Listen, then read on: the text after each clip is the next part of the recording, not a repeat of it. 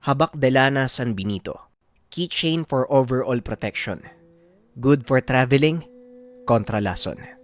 Link sa comment section.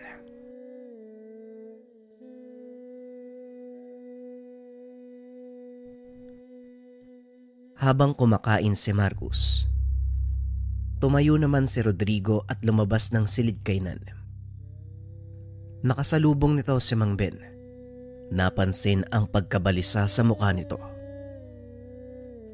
Anong nangyari, Rodrigo?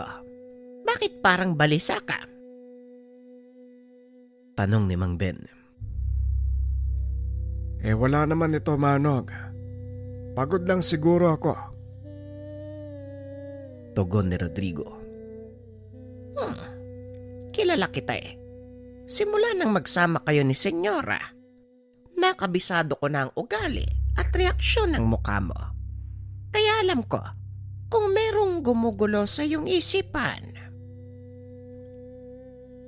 Wika ni Mang Ben. Napabuntong hininga si Rodrigo. Nilingon si Marcus na nooy nakikipagtawanan kay Luciano habang patuloy na kumakain. Kasi, nag-aalala ako sa nangyari kay Marcos eh. Bigla na lang nawala yung mga dasal na pinatato niya. Ang naiwan lang, yung selyo ng angkan. Tugon ni Rodrigo. May nangyayari bang kakaiba sa kanya? Sa tingin ko ay wala naman. Sa totoo lang, mas payapa ang mukha ng anak mo ngayon. Kung ihahambing noon tignan mo, nagagawa niyang makipagbiroan kay Luciana. Muling wika ni Mang Ben. Bagay na noon lang napansin ni Rodrigo. Siguro nga, Manong. Masyado lang akong nadadala sa mga nangyayari. Nagkakasabay-sabay kasi ang lahat eh. Hindi ko alam kung alin ang mauuna. Pero mukhang tama ka, Manong. Wala nga siguro akong dapat ipag-alala, no? Tugon ni Rodrigo. Huwag ka masyadong mag-isip sa kaligtasan ng anak mo. Hindi siya ilalagay ng Diyos sa kanyang katayuan kung walang dahilan. Sa nakikita ko, mukhang napagtanto na ni Marcos ang bagay na yan. Muling wika ni Mang Ben. Kaagad na itong tumuloy palabas ng tahanan. Muling pinagmasdan ni Rodrigo ang anak. Napansin nito ang napakalaking pagbabago sa binata sa loob lamang ng 2 araw. May tiwala ko sa Panginoon. Kung ano man ang magiging plano mo para sa aking anak, kalooban mo ang siyang masusunod. Wika ni Rodrigo sa sarili. Akmang lalabas na ito ng tahanan nang bigla namang magsalita si Marieta mula sa kanyang likod. Ngayon lang kita nakita na nag-alala ng ganyan kay Marcos Sabihin mo nga sa akin, ano bang iniisip mo? Wika ni Marieta. Napalingon si Rodrigo. Nagulat ito sa biglaang pagsulpot ng asawa. Ay naku naman, oo. Kahit kailan talaga, Marieta. Hindi ba pwedeng hindi mo ko gulatin? Nag-aalala ko sa nangyari kay Marcos dahil sa biglaan niyang pagbabago. Pero napagtanto ko, wala naman pala akong dapat ipag-alala. Tama ang sinabi ni Manong Ben. Pagpapaliwanag ni Rodrigo. Bakit ba? Ano bang nangyayari kay Marcos? Tanong ni Marieta. Ikaw na mismo ang tumuklas. Dahil sa totoo lang nakakamangha eh. Hindi ko alam ang nangyayari. Nilingon ni Marieta ang anak. Napansin nito na wala na nga ang mga markang dasal sa braso ng binata. Kung hindi ako nagkakamali, talagang merong kakaibang nangyari sa anak mo. Nakakaramdam ako ng kakaibang aura mula nang magising siya. Hanggang ngayon nararamdaman ko pa din. Pero hindi ako sigurado kung sa kanya nga nanggagaling. Tugon ni Marieta. Sabay na pinuntahan ng mag-asawa si Marcos sa kusina. Patuloy pa din ito sa pakikipag-usap kay Luciano. Napaangat ng tingin ng binata nang mapansin ang mga magulang. Nay, Tay, bakit po? May problema po ba? Tanong ni Marcos. Nagkatinginan ang mag-asawa dahil nakumpirma ng mga ito na kay Marcos nga nang gagaling ang malakas na orang nararamdaman ni Marieta. Sabihin mo nga sa amin, Marcos. Anong nangyari nung natutulog ka? Tanong ni Marieta. Sabay upo sa harap ng binata. Hindi po ako sigurado pero sa pagkakaalam ko, merong isang nilalang na nagpaalala sa akin tungkol sa kahalagahan ng buhay ko. Napagtanto ko yung totoong dahilan kung bakit ako may ganitong kakayahan.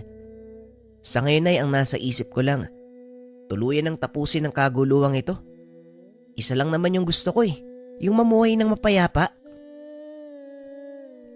Tugon ni Marcos. Saka pa lamang naramdaman ni Luciano ang kakaibang aura ng kaibigan. Mukhang malaking pagbabago nga ang naidulot ng panaginip na yun kay Marcos Pero hindi magtatagal. Susugod na ang pwersa ni Lutchebar. Handa na akong makipagsagupan sa kanila. Wika ni Luciano. Maging ako, Luciano. Handa na ako sa mga mangyayari. Ito ang tadhanang nakahain para sa akin at ang tungkulin kong inilaan ng Panginoon. Handa akong gampanan ito. Maging kapalit pa ang buhay ko. Tugon ni Marcos. Habang naririnig ito ng mga magulang, napagtanto ng mga ito na tila ibang tao na ang nagsasalita. Malayong malayo ang taong karap ngayon sa anak na inaruga at pinalaki nila noon. May mahalagang bagay lang ako nais sabihin sa iyo, Marcos. Ang pangarap ng kalaban natin, maging immortal. Makakamit niya lang yon kung makuha niya ang kaluluwa ng kahit isa sa inyo ng nanay mo. Wika na Rodrigo. Tama ang iyong ama, Marcos. Ang selyo ng ating angkan ay isang uri ng susi para mabuksan ang lagusan ng impyerno. At sa oras na makuha to ni Lutchebar, walang makakapigil sa kanya na palabasin ang lahat ng demonyo mula sa lugar na yun at gamitin ang kapangyarihan ng mga ito para magkaroon siya ng buhay na walang hanggan. Pagpapaliwanag ni Marieta. Saan naman niya gagamitin ang pagiging immortal? Alam mo na, iisa lang ang ibig sabihin nito Duwagang Lutchebar na sinasabi nyo. Takot siyang harapin ang katotohanan ng buhay. Lahat ng nilalang na isinilang, may nakatakdang katapusan. Ito lang ang pinakasiguradong bagay sa buhay natin bilang tao. Sa oras na matupad mo ng iyong tungkulin, magkakaroon ka ng karapatang bumalik sa kanlungan ng ating may likha. Saka palang magkakaroon ng buhay na walang hanggan. Ito yung isa sa mga aral na natutunan ko doon sa nilalang na nakausap ko sa panaginip. Wika ni Marcos. Tama ka, anak. Pero masyado nang naging mapanganib ang kaduwagan ni Lutchebar. Umabot na sa puntong marami ang napapahamak. At ngayon, nandito na din tayo sa yugto kung saan may pagkakataon tayong pigilan ng kanyang mga hangarin. Kaya gawin na natin to ngayon dahil hindi ko alam kung may susunod pang pagkakataong kagaya nito. Tugon ni Rodrigo. Sumang-ayon naman ang lahat sa sinabi nito. Muling pinatawag ni Marieta ang mga kasamahan upang ibigay ang huling plano. Dumating sa mansyon sina Omar at ang mga kababaryo. Maraming salamat sa inyong pagdalo. Alam kong malaking sakripisyo ito para sa inyo. Kaya kung labag sa kalooban nyo ang pagpunta sa lugar na ito, hindi namin kayo pipilitin. Nauunawaan kong may mga pamilya kayong maiiwan kung sakaling may mangyaring hindi natin inaasahan. Wika ni Rodrigo. Wala kang dapat alalahanin, Manong Rodrigo. Dahil ang mga pamilya namin mismo ang dahilan kung bakit kami nandito ngayon at makikipaglaban. Tugon ni Omar. Kung ganon, wala na akong agam-agam. Omar, kakailanganin ko ang tulong ng inyong pangkat. Paniguradong gagamitin ni Lutchibar ang hukbo ng mga mambabarang. Kayo lang ang may kakayahan para tapatan sila. Wika ni Rodrigo. Kung hindi nyo na itatanong, ang pangkat ni Omar may mataas na kasanayan sa pananambal o pangontra sa anumang sumpa ng mga mambabarang. Asahan mo ang tulong ng pangkat ko, Manong. Ngayon din magtatalaga ako ng ilang manunugis para matunto ng kinaroroonan na Lutchibar. Tugon ni Omar. Ngunit pinigilan ito ni Marcos. Wag, Mang Omar. Sila ang may kailangan, kaya siguradong sila ang lalapit sa atin. At isa pa, ayoko nang may mapahamak sa inyo nang hindi naman kailangan. Mapanganib ang paglapit sa kinaroroonan ni Lutchibar, lalo pat may mga kasangga itong mambabarang. Wika ni Marcos. Tama si Marcos. Paniguradong maaamoy na mga kalaban ng presensya natin kahit ilang milya pa ang layo mula sa kanilang kinaroroonan. Tugon ni Luciano. Kung ganon, itaas nyo ang depensa ng mansyon. Dahil alam kong sa mga mangyayari, buong pwersang susugod. Natigilan si Marieta sa pagsasalita. Dali-dali namang lumabas ng tahanan si Luciano. Mukhang napaaga ang kanilang pagsalakay. Mga kasama, alam nyo na ang gagawin. Kung sakaling makakarap nyo si Lutchibar, huwag kayo basta-bastang sasalakay. Lalo ka na, Marcos. Alam kong papairalin mo na naman ang katigasan ng kokote mo. Pero sa pagkakataong ito, sana naman pakinggan mo ang mga sinasabi ko. Wika ni Rodrigo. Sa kabila ng katotohanang hindi niya mapipigilan ang anak, umaasa pa din itong makikinig sa kanya si Marcos. Gagawin ko ang lahat, tay, para umiwas sa madahas na labanan. Pero sa oras na masaktan kayo ni nanay, pasensya na, tay. Kahit ang Diyos, hindi ako mapipigilan sa gagawin ko sa taong yun. Tugon ni Marcos. Ito ang kinakatakot ko, Rodrigo. Sa oras na magkita si Marcos at Lutchibar, paniguradong walang makakapigil sa mga mangyayari. Wika ni Marieta. Nilingon ito ng binata at muling nagsalita. Naririnig ko po ang sinasabi niyo, Nay. Huwag kang mag-alala. Kagaya ng sinabi ko, pipigilan ko ang sariling komprontahin si Lutchibar. Tugon ni Marcos. Matapos ay kagad itong lumabas ng silid. Habang naglalakad ang binata papunta sa bakuran, lumitaw naman sa likod nito si Drogo sa anyong demonyo. Mukhang magiging masaya ang labang ito, Marcos. Sana lang hindi mo nakakalimutan ang kasunduan natin. Wika ni Drogo. Kung hindi ko pa alam ang totoo mong anyo, isipin kong seryoso ka sa mga sinasabi mo eh. Pero Drogo, Rafael, masaya akong naging kaibigan kita. Tugon ni Marcos. Biglang nagliwanag ang katawan ni Drogo.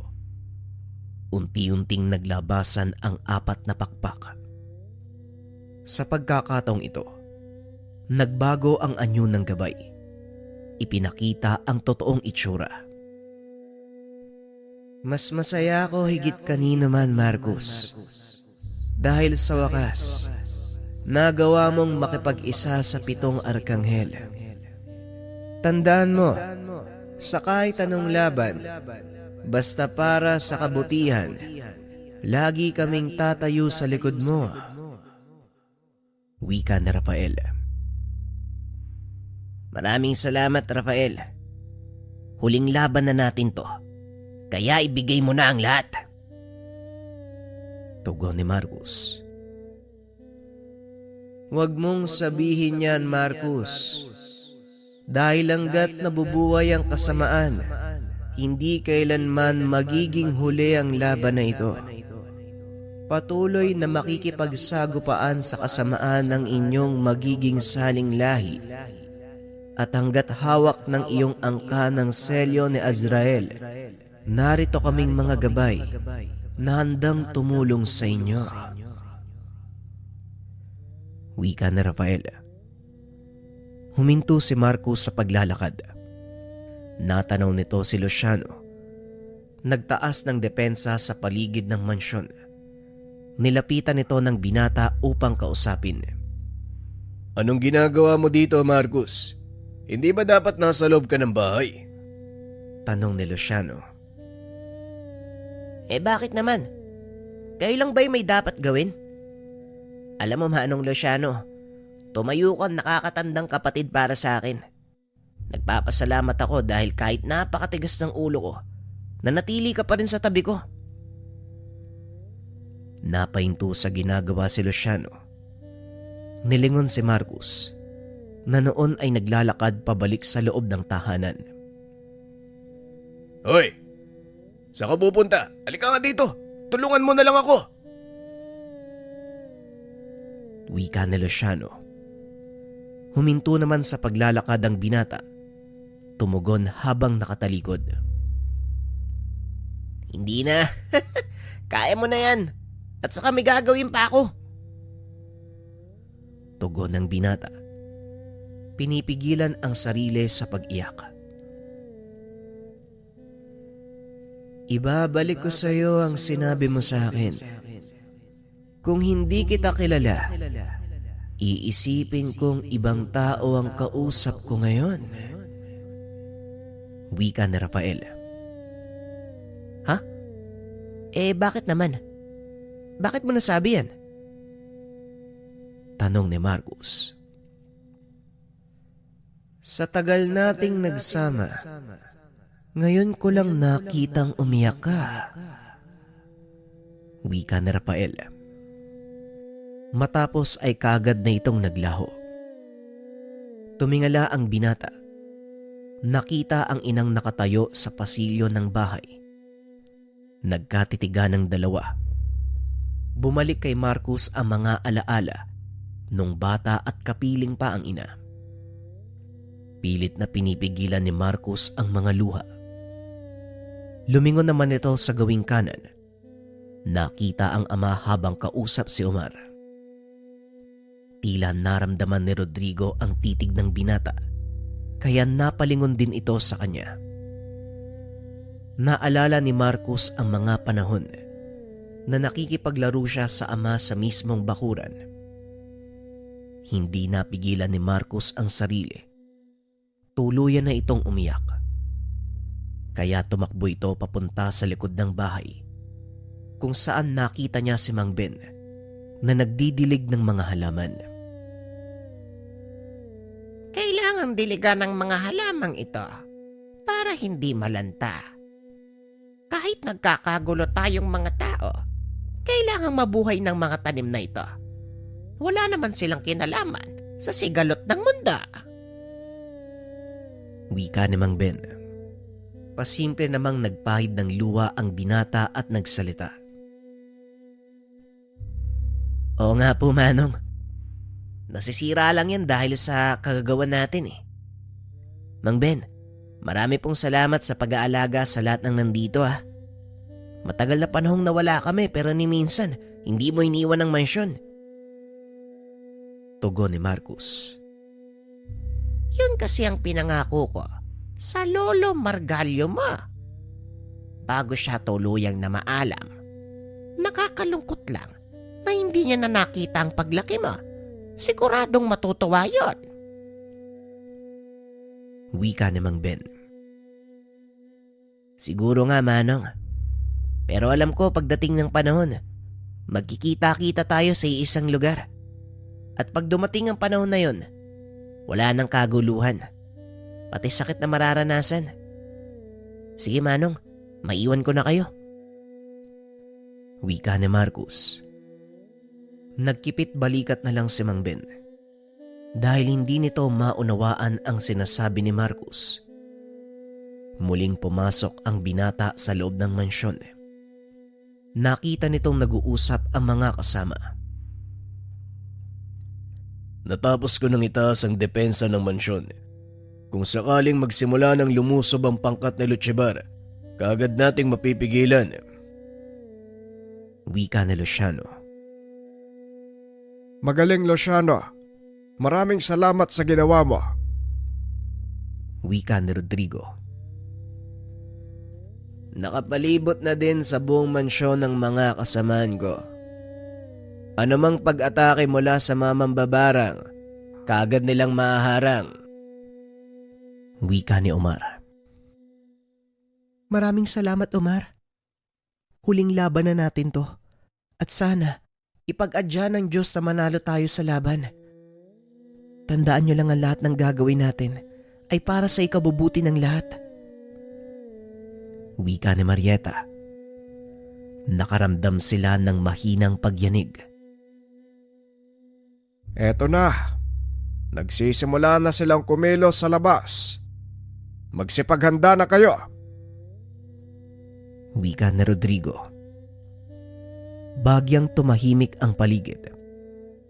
Dumungaw si Luciano sa balkonahe. Nakita ang mga kasamahan ni Omar na nag-uusal ng mga inkantasyon. Biglang dumilim ang paligid, maging ang mga nakasinding solo sa loob ng mansyon.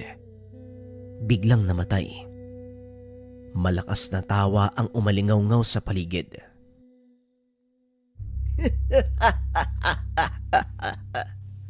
Tignan mo nga naman. Kumpleto ang pamilya. Para kayong mga dagang nagtatago sa loob ng isang lungga. Bakit hindi kayo lumabas at harapin ako?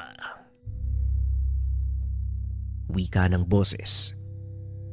Kagad itong nakilala ni Rodrigo. Walang duda. Kay Luchibar ang boses na yan. Marcos, anak. Teka, nasaan ang isang yon? Nataranta ang lahat. Biglang nawala si Marcos. Walang nakakita sa binatang lumabas ng mansyon. Sumilip sa labas ng bintana si Marieta, ngunit wala din si Marcos. Saan ba nagpunta yung batang yun? Rodrigo, hanapin mo yung anak mo. Wika ni Marieta. Napag-usapan na natin to, Marieta. Kaya pakiusap, wag mong ituring na bata si Marcos. May tadhana siyang dapat gampanan. Kailangan nating tanggapin ang anumang maaaring mangyari sa kanya. Wika ni Rodrigo. Alam ko, Rodrigo. Pero kahit gaano pa kahalaga ang misyon ni Marcos, kahit ano pang sabihin mo, hindi mo maaalis sa akin na mag-alala dahil anak ko pa din siya. Tugon ni Marieta. Ganon din ako, Marieta. Nag-aalala ko sa maaaring mangyari. Pero magtiwala ka sa kakayahan ng anak natin. At sa mismong nakaatang sa kanyang balikat, hindi siya papabayaan ng amang may likha. Pag-uusap ng dalawa. Muling nabaling ang atensyon ng mga ito nang marinig na nagsisigawan ang mga manunugis sa labas ng mansyon. Naloko na. Mukhang nagsisimula na silang sumalakay. Nakikipaglaban na ang mga manunugis. Nakita ni Omar. Isa-isang nagbabagsakan ang mga kasamahan. Kaya kagad itong lumabas ng bahay para tumulong. Luciano, dumito ka sa loob ng mansyon. Panatiliin mo ang integridad ng depensa. Hindi dapat makapasok ang mga kalaban. Wika ni Rodrigo. Kaya ko naman pagsabayin ang pagpapanatili ng depensa at pakikipaglaban, Manong. Kaya hayaan niyo po akong tumulong. Tugon ni Luciano. Sapat na tulong na ang panatiliing buo ang mansyon, Luciano. Ito lang ang tanging may iwang alaala para kay Marcus. Kaya pakiusap, protektahan mo ang tahanang ito. Wika ni Marieta. Wala nang nagawa si Luciano kundi sundin ang pakiusap ng mag-asawa. Masusunod po, Senyora Marieta. Tugon ni Luciano. Naglakad papunta sa balkonahe si Marieta. Natanaw nito mula doon ang pangkat ni Lutsebar. Nakatayo ang mga ito sa labas ng bakuran habang pilit na sinasara ng mga kasamang mambabarang ang depensang ginawa ni Luciano. Napatitig si Lutsebar sa mag-asawa habang nakaturo at nakangisi ng nakakaloko. Walang yang Lutsebar talaga to. Humanda siya sa akin. Sa oras na makababa ko dito. Wika ni Rodrigo. Iniwan naman ito ni Marieta. Kumalma ka.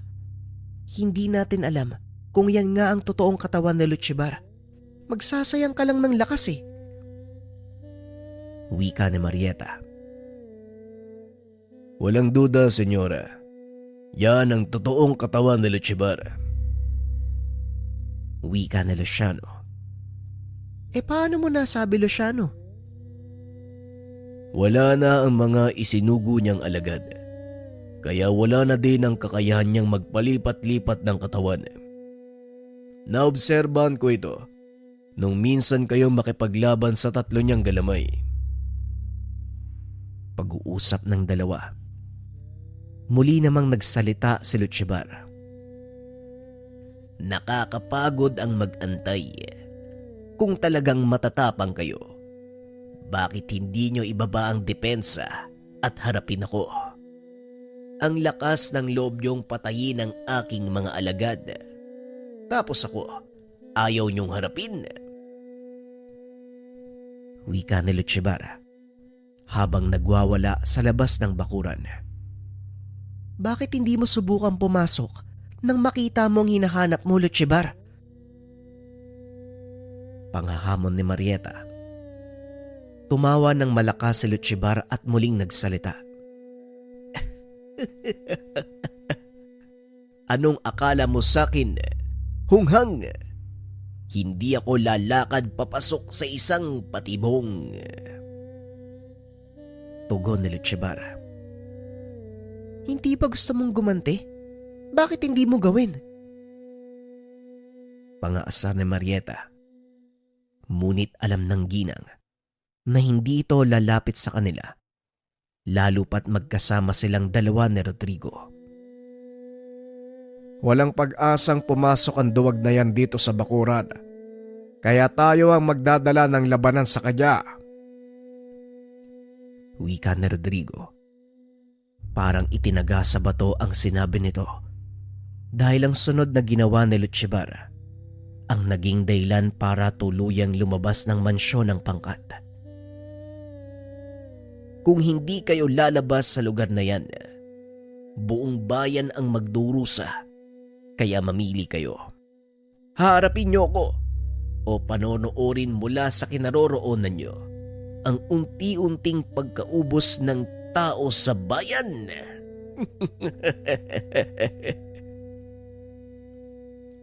Wika ni Lutsebar. Wala kang kasing duwag, Lutsebar. Bakit kailangan mo pang idamay ang mga inosenteng tao? Wala silang kinalaman sa sigalot na ito. Wika ni Rodrigo. Ngunit tinawanan lang ni Lutsebar ang sinabi nito. Huwag niyo kong sisihin dahil kayo ang pumili nito. Nasa kamay nyo ang buhay ng mga tao. Bibigyan ko kayo ng 10 minuto para makapag-isip. Muling wika ni Lutsebar, sabay upo sa malaking bato.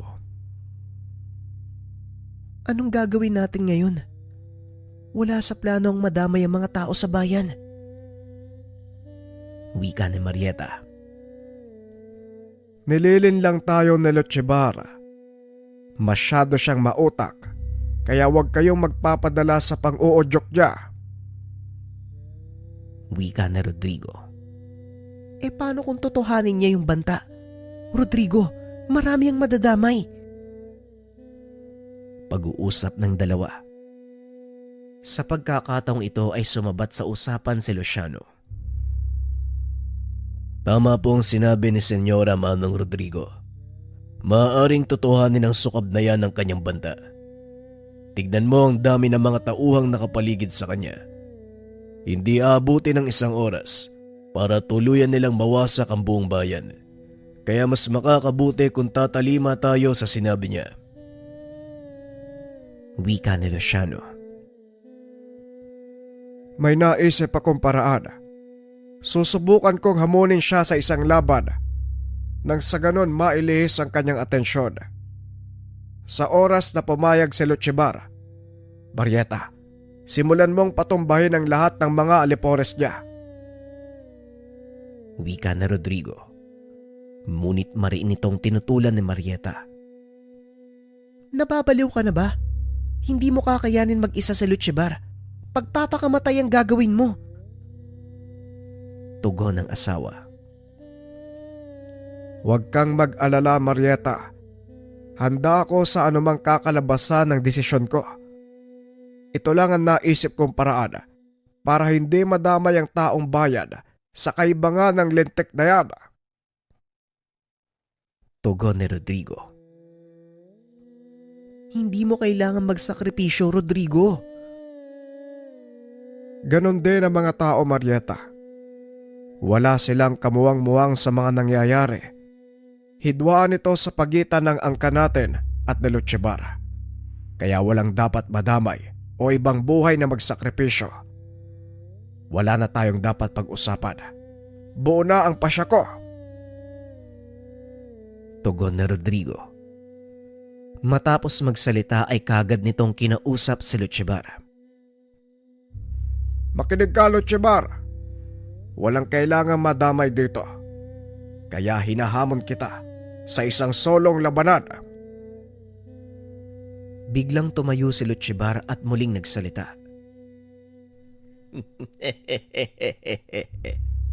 Mukhang magandang mungkahi. Kung sabagay, malaki din ang atraso mo sa akin. Kaya sige, tatanggapin ko ang hamon mo. Pagkatapos kong paglaruan ang mga taong bayan. Tugon ni Lutsebar. Kinumpas nito ang kamay. Kagad nag-alisan ang mga kasama nitong mambabarang. Naiwan lang ay ang ilang tagasunod nito. Napilit pa rin sinisira ang ginawa nilang depensa. Napakawalang hiya talaga ng taong yan. Luciano, ano nang lagay ng ating depensa? Wika ni Rodrigo. Wala kayong dapat ipag-alala, Manong. Hindi sila makakapasok sa mansyon. Tugon ni Luciano.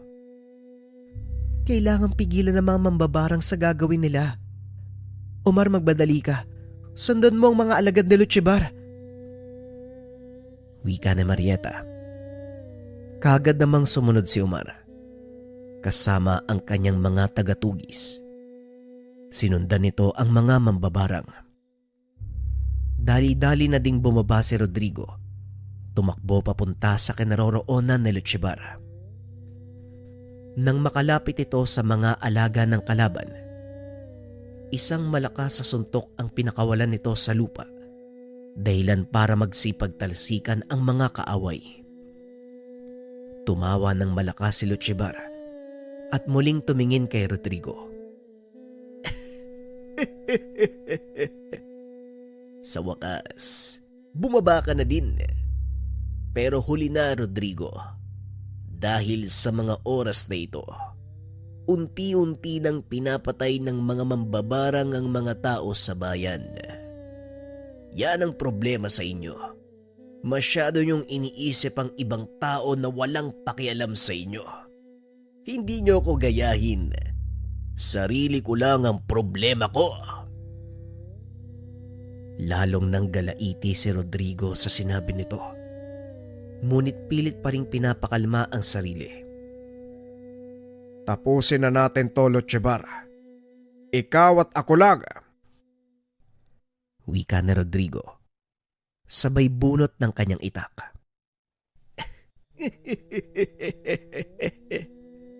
Oo, talagang tatapusin na natin ang labang ito. Pagkatapos ko sa'yo, isusunod ko ang anak mo at ang pinakamamahal mong asawa. Sa wakas, makukuha ko na din ang pinaka-inaasam na buhay na walang hanggan. Tugon ni Lutchebar. Nilingon ni Rodrigo si Luciano. Kagad namang nakuha ng binata ang ibig nitong sabihin. Lumikha ito ng maliit na lagusan sa pananggalang upang makadaan si Rodrigo. Nang makalabas na ito sa bakuran ng mansyon, kagad na inutusan ni Lutchebar ang kanyang mga kawal upang sumugod. Parang mga gutom na hayop ang mga ito. Isa-isang nagtakbuhan papunta sa kinaroroonan ni Rodrigo. Ngunit hindi pa man nakakalapit, kagad na ding nagtalsikan. May ilang nakalusot, ngunit wala na ring nagawa dahil sa bilis ni Rodrigo. Kung titignan, hindi mo makikita sa kanya ang taglay na kakayahan dahil matanda na ang panglabas na anyo ni Rodrigo. Ngunit nananatili ang pisikal na lakas nito.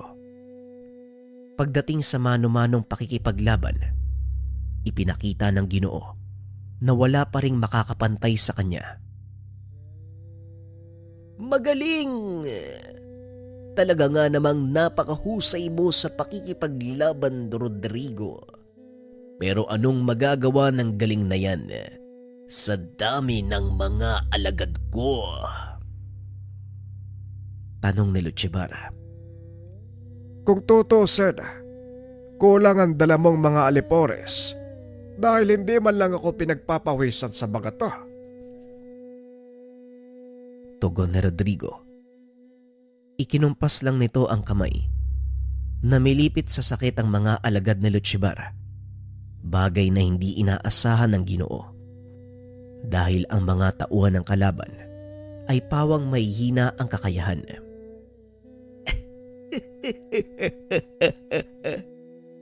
Ngayon nauunawaan mo na ang sinasabi ko. Ang mga taong yan ay walang alam na nasa ilalim sila ng aking kapangyarihan. Kaya pumili ka. Papatayin mo sila o ikaw ang papatayin nila. Kahit kailan, napakatuso mo talaga. Lumaban ka ng patas, Lutchebar. Naririnig mo ba ang sinasabi mo, Rodrigo? Sa tingin mo, patas ba ang ginagawa nyo? Nung pagkaisahan nyo kong mag-asawa, walang patas sa mundong ito, kaibigan. Ang meron lang, manglalamang at ang nalalamangan. Wika na Lutchebar. Muli nitong itinaas ang kamay. Nagsipagtayuan ang mga alagad. Kahit may mga pinsala sa katawan, patuloy pa ring sumusunod sa utos niya ang mga ito. Sa kabilang banda, nakarating na si Umar at ang mga kasama nitong manunugis sa bayan. Naabutan nito ang mga mambabarang. Dali-daling inutusan ang mga kasamahan upang pigilan ang mga ito. Kampante si Umar sa taglay na kakayahan ng kasama dahil ilang beses na silang naharap sa ganitong sitwasyon. Ngunit walang alam si Umar na ang pagsalakay na yun sa bayan, isang malaking diversyon ni Luciano upang mabawasan ang bilang ng mga tao sa mansyon. Bandang huli, napagtanto nito ang plano ng kalaban dahil wala namang nangyayari sa mga tao. Bigla ding naglaho ang mga mambabarang. Naloko na. Nalinlang na naman tayo. Mga kasama, bilisan nyo. Kailangan nating bumalik sa mansyon. Wika ni Omar. Ang totoong pakay ni Lochevar, mapasok ang mansyon at tuluyang makapunta sa ginawang mausoleo para kay Marieta. Dahil bukod sa naging himlayan ito ng katawan ng ginang, isa din itong natural na lagusan na maaari lang paganahin sa pamamagitan ng selyo ni Azrael. Patuloy na nakikipagbuno si Rodrigo sa mga tauhan ni Lochevar. Ngunit pilit nitong iniiwasang makapatay dahil na din sa walang malay ang mga ito at nasa ilalim lang ng kapangyarihan ng kalaban. Habang nagaganap ang labanan, pasimple namang pumuslit si Lochevar dahil abala si Rodrigo. Hindi nito napansing wala na sa kinaroroonan ang pinuno ng mga kaaway. Nasepat naman ni Luciano na papalapit na ito sa trangkahan ng mansyon. Laking gulat ng binata dahil sa isang kumpas lang ng mga kamay nito, nagawa niyang sirain ang napakalakas na depensa. Patawad, Senyora Marieta. Nabigo akong protektahan ng mansyon. Hindi ko akalain na kaya niyang sirain ang depensa. Wika ni Luciano. Wala kang dapat ihingi ng paumanhin, Luciano. Inaasahan kong mangyayari to. Alam ko ang totoong pakay ng taong yan. Ako na ang bahala. Tulungan mo ang manong Rodrigo mo. Wika ni Marieta. Mabilis na bumaba ang ginang at hinarap si Lochevar. Bigla naman itong huminto sa paglalakad nang makita si Marieta.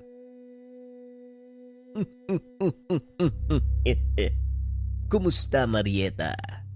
Mahabang panahon din ang nakalipas simula nang huli tayong magkita. Tama ka. At gaya ng dati, hindi pa rin nagbabago ang tabas ng mukha mo. At ikaw, gaya pa rin ng dati. Masungit ka pa rin. Pero papasan ba't aamo ka rin? Wala nang makakapigil sa gusto kong mangyari.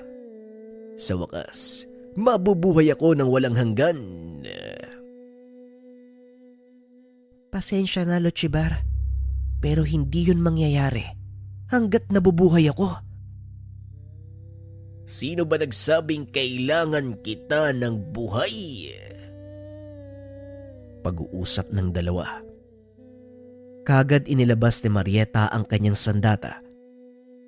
Walang pagdadalawang isip na sumugod papunta sa kinakatayuan ni Lochevar. Mahaba pa naman ang oras ko, kaya makikipaglaro muna ako sa'yo bago kita tuluyang ialay sa aking Panginoon.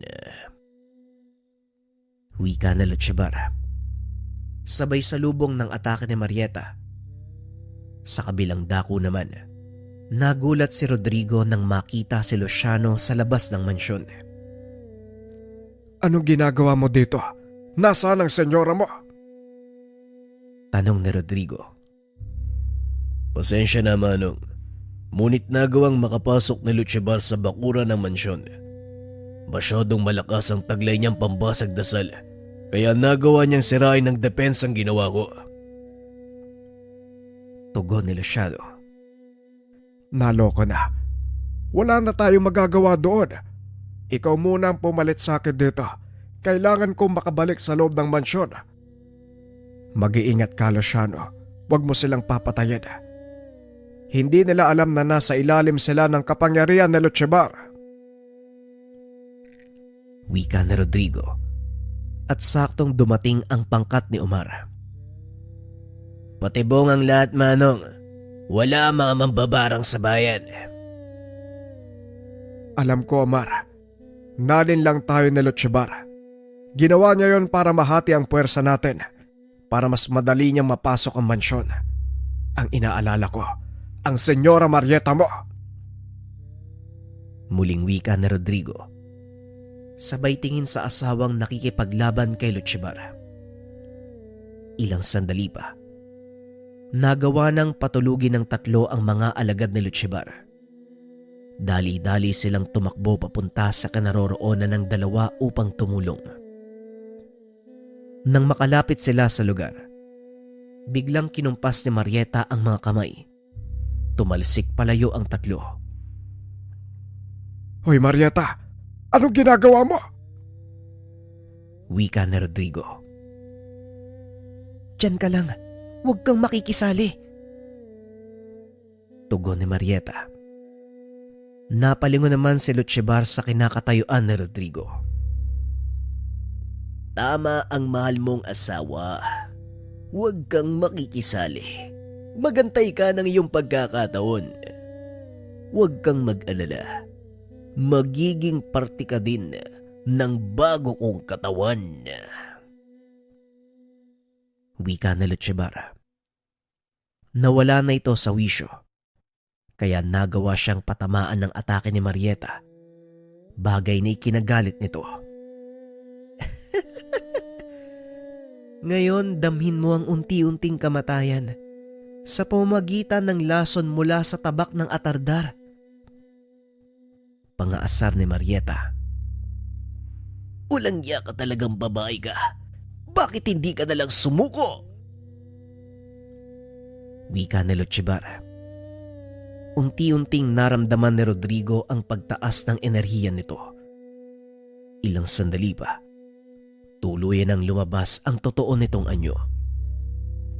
Isang nilalang na may 4 na sungay, 4 na pakpak. Naging 4 din ang mga mata. Nang matanaw ni Marieta ang totoong anyo ni Lutchibar, napagtanto ng ginang na hindi lang ito basta sumasamba sa prinsipe ng impyerno. Si Lutchibar mismo, naging isang demonyo. Napakasarap sa pakiramdamang muling makalaya sa mundong ito. Ngunit mahina ang katawang kinaroroonan ko. Kaya kinakailangan kong makakuha ng katawan, ang katawan niyong dalawa, para tuluyan na akong mamuhay ng walang hanggan dito sa mundo na pinakamamahal ng inyong tinatawag na Diyos. Wika ng demonyo.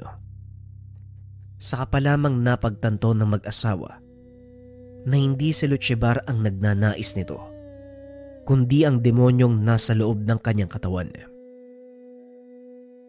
Sa pagkakataong ito, Marieta, hindi natatalab sa kanya ang anumang dasal pang kumbate.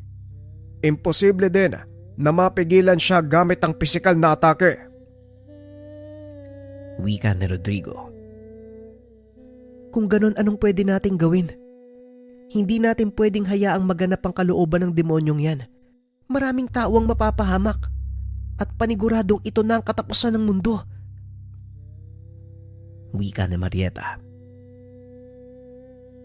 Wala tayong magagawa, Marieta. Umasa ka. May himalang paparating. Sama-sama na sila ng puwersa. Si Omar, Luciano, Rodrigo at Marieta. Nilaban na nila ang demonyo. Ngunit walang laban ang mga ito sa taglay na lakas ng demonyo. Tuluyan ang bumagsak ang kanilang pangkat. Hinila ni Lutchibar ang katawan ng mag-asawa papunta sa mosileyong nasa likod ng mansyon. Habang papunta sa lugar, natanaw nito ang isa pang demonyo na nakatayo sa pinto ng mosileyo. Napangiti si Luciano nang masipat kung sino ang nilalang na yun. Drogo! Sinasabi ko na nga ba, nandito ka! Wika ni Luciano. Kagad itong hinawi ni Lutchibar dahilan para tumilapon si Luciano. Anghel na nagtatago sa kanyuan ng isang demonyo. Rafael, ang pinakamamahal na anak ng Diyos. Wika ni Lutchevara. Sa pagkakataong iyon, biglang nagbago ang anyo ni Drogo. Nanlaki ang mga mata nila Omar nang masaksihan ang kaganapang iyon. Unti-unting nag-angat ng tingin ang mag-asawa. Nakita ang isang anghel na may 4 na pakpak, nakasuot ng magarang baluti. Lahat tayo binigyan ng pagkakataon ng Ama. Ngunit sinayang mo ang sayo. Amon, isa sa pinakamataas na arkangheles. Pero ipinagpalit mo ito para sa kakarampot na pagsamba ng mga tao. Wika ni Rafael. Huwag na huwag mong mababanggit ang pangalan niyan. Wala kang karapatan para usalin ang banal kong pangalan sa harapan ko. Huwag kang magmalinis, Rafael. Hindi mo ko malilinlag. Wika ng demonyong si Amon. Napag-alaman ng pangkat na ang demonyong ito ay ang prinsipe ng impyerno. Sadyang ang nilamon ka na ng kasamaan sa pagnanasang malamangan ng kapangyarihan ng kataas-taasang samahan ng mga angheles. Wala ka nang magagawa dahil pinadala na ng Diyos ang kanyang huling sugo, pero hindi para gunawin ng mundo, kundi para tapusin ang kabuktutan mo. Tugon ni Rafael. Laking gulat ni Lutchevara nang biglang bumulusok pa ibaba ang isang nilalang. Hindi matukoy nila Omar kung sino ito dahil sa kakaibang enerhiyang nagmumula dito. Direkta itong tumama kay Lutchevara na naging dahilan para tumalsik palayo sa pinto ng mausoleo. Unti-unting gumuhit ang ngiti sa mukha ni Rodrigo nang mapagtanto na si Marcus ang nilalang na dumating. Para yan sa pananakit mo sa mga magulang ko. Nagkamali ka ng lapatan mo ng kamay ang nanay at tatay ko, demonyo. Wika ni Marcus. Marahang tumayo si Lutchevara. Nanlaki ang mga mata nang makita ang binata. Sino ka naman? Huwag mo sabihin ikaw. Oo, Lutchevara. Siya ang nag-iisa kong anak. Ang huling mensahero ng amang may likha. Wika na Rodrigo. Muling kinumpas ni Lutchevara ang kamay. Tumilapon palayo ang mag-asawa na siyang pinakamalaking pagkakamali nito. Nang ibaling ang atensyon kay Marcus, wala na ang binata sa kinakatayuan. Laking gulat ni Lutchevara nang bigla na lang lumitaw si Marcus sa kanyang harapan. Isang malakas na suntok sa sikmura ang binigay nito sa kanya. Sa kabila ng laki ng katawan nito, nagawang paluhurin ng binata ang prinsipeng demonyo. Hindi na binigyan pa ng pagkakataon ng binata si Amon na makabawi. Sunod-sunod na dasal pang atake ang binato, dahilan para lalong mapadapa sa lupa ang kalaban. Yan ang nararapat sa mga kagaya mo, ang humalik sa lupa. Wala kang karapatang maglakad ng taas noo at sirain ang magandang mundong ginawa ng Diyos. Muling wika ni Marcus, ngunit lalo lang nagalit si Lutchevara. Dali-dali itong tumayo at sinugod ang binata. Napasigaw si Marieta dahil hindi man lang nagkaroon ng pagkakataon si Marcus na makaiwas. Napatakip ng mata ang ginang dahil ang buong akala nito tuluyan ng mapapahamak ang anak. Ngunit kinalabit ni Rodrigo ang asawa. Nang muling tinignan si Marcus, nakita nito ang 7 bola nagliliwanag paikot sa katawan ng kanyang anak.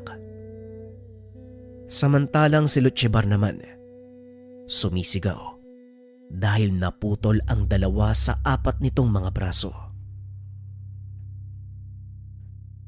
Walang sino man ang maaaring makapanakit sa mensahero ng Diyos. Naparito siya upang ipasa ang huling hatol sa iyo, Amon. Binigyan ka ng pagkakataong makabalik sa kanlungan ng Ama sa pamamagitan ng pangangalaga ng kanyang mga nilikha. Pero anong ginawa mo? Ginamit mo ang kapangyarihang ipinagkalob sa iyo. Inalipin ang ilan sa mga nilalang at kapwa mo pinanubol para sambahin ka ng mga tao. Isang malaking kasalanan ang ginawa mo. Hindi to kayang patawarin ng Ama. Wika ni Rafael. Isa-isang nagbagong anyo ang 7 bola ng liwanag. Unti-unting humubog ng mga figura ng taong may 4 na pakpak. Bawat isa sa kanila may kanya-kanyang hawak na gamit. Nakatayo ang mga ito sa likod ni Marcus sa pangunguna ni Rafael. Wala akong pakialam sa sinasabi mong pagkakataon, Rafael. Simula nang ilagay ako ng Ama sa impyerno, di minsan, hindi ko na hinangadang makabalik sa kanyang kalungan. Nakita ko ang totoong halaga kung bakit ako nilikha. Yun ay maging mas makapangyarihan pa ako ikukumpara sa kanya. Tugon ni Amon. Muli itong nagpalit ng anyo. Lalong lumaki ang katawan. Humaba ang 4 na sungay. Lumabas mula sa noo ang malaking bola ng apoy. Mabaging langit. Totoo ba tong nakikita natin, Marieta? Isang mataas na uri ng demonyo Ang pinapatawan ng kaparusahan ng 7 arkanghel sa mismong harapan natin. Wika ni Rodrigo. Oo, Rodrigo. Maniwala ka sa hindi.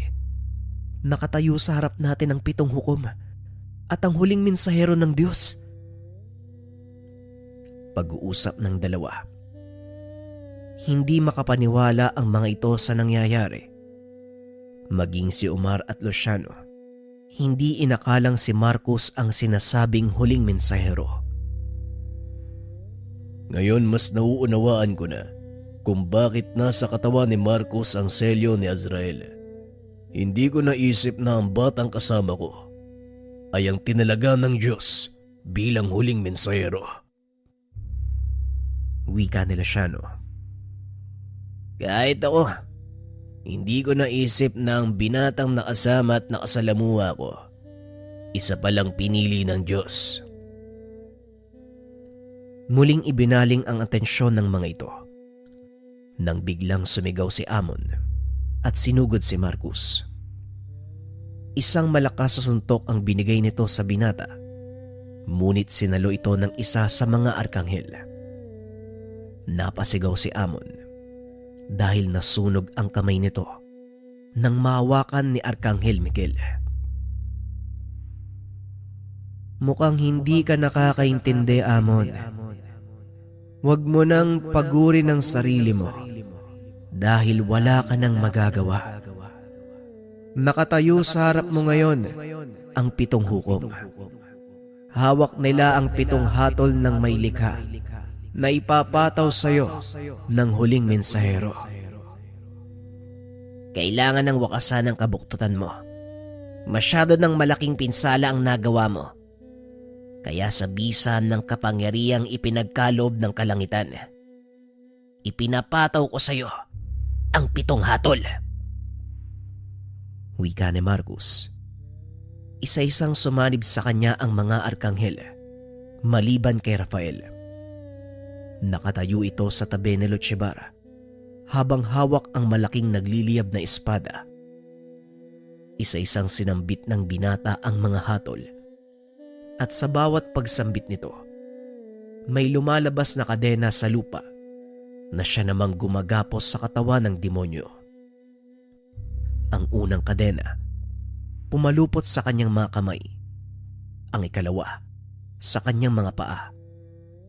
Ang ikatlo hanggang sa ika-6, gumapos sa katawan ni Lutchibar. Bago ko ipataw ang huling hatol, nais ko lang gawin sa iyo ang bagay na to. Wika ni Marcus, sabay suntok sa ilong ni Lutchibar. Para yan sa pananakit sa mga mahal ko sa buhay. At ngayon, ang huling hatol. Ang parusang 7,000 ulit na kamatayan. Nanlaki ang mga mata ni Amon sa sinabi ng binata dahil alam nito kung gaano kabigat ang parusang iyon. Paulit-ulit na mamamatay ang sino mang papatawan ng ganong parusa hanggang sa matapos ang 7,000 siklo. Ngunit sa kaso ni Amon, hindi na ito makakalaya pa mula sa impyerno dahil sa 6 na kadenang nakagapos sa kanyang katawan. Matapos basahin ni Marcos ang hatol, itinaas ni Rafael ang hawak na sandata. Itinarak ito sa katawan ni Lutchibar. Matapos ay bumuka ang pakpak. Nagsimula ang tila walang hanggang kaparusahan para sa kanya. Tuluyang nilamon ng nagbabagang putik ang katawan ng demonyo hanggang sa tuluyan itong maglaho. Muling nanumbalik ang lahat sa dating ayos. Ngunit naroon pa rin ang 7 arkanghel na labis namang ipinagtaka ni Rodrigo at Marieta. Marcus anak, ayos ka lang ba? Tanong ni Marieta habang papalapit sa binata. Huwag po kayong lumapit na, pasensya na po.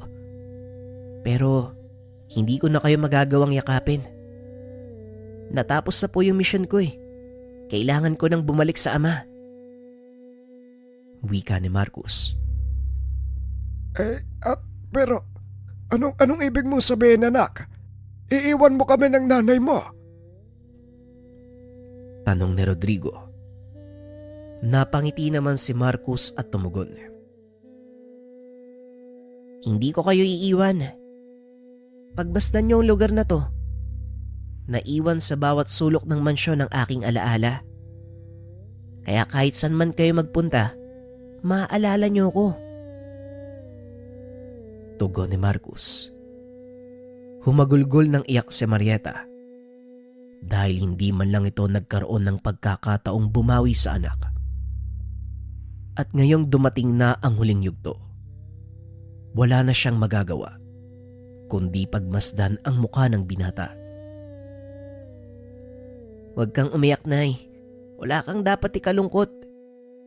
Dahil hindi naman masama ang aking paglisan eh. Alam kong sa uli, magkikita pa din tayo. Aantayin ko kayo ni Tatay sa ipinangakong lugar ng ating tagapaglikha. Wika ni Marcus. Mula sa mismong mausoleo, lumabas ang isang lalaki at nagsalita. Tama ang iyong anak, Marieta. Huwag kang malulungkot dahil ang nangyari. Isang malaking tagumpay para sa sangkatauhan. Napangat ng tingin si Marieta. Napagtanto ang taong nagsasalita. Walang iba kung hindi ang kanyang ama. Maging si Marcus ay nagulat dahil pamilyar sa kanya ang boses na ito. Sandali lang. Kayo po ba yung boses na nagtanong sa akin tungkol sa kahalagahan ng buhay? Oo, ako nga po. At masaya akong nasagot mo ito ng buong katotohanan. Nagtagumpay ka at binabati kita. Masaya akong malaman na nagmula ka sa aking angkan. Halika na. Nag-aantay ang kalangitan sa iyong pagbabalik sama. Hindi na nakapagsalita ang mga kasama ni Marcus. Unti-unti nang binalot ng nakakabulag na liwanag ang binata hanggang sa tuluyan itong maglaho kasama ang 7 arkanghel. Biglang napalitan ng kaligayahan ang lungkot na nararamdaman ni Marieta Dahil alam nito, kasama ng anak ang kanyang pinakamamahal na ama.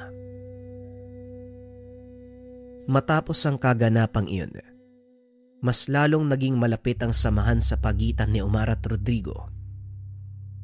Bagaman maraming pagsubok na dinaanan, naging masaya ang mga ito.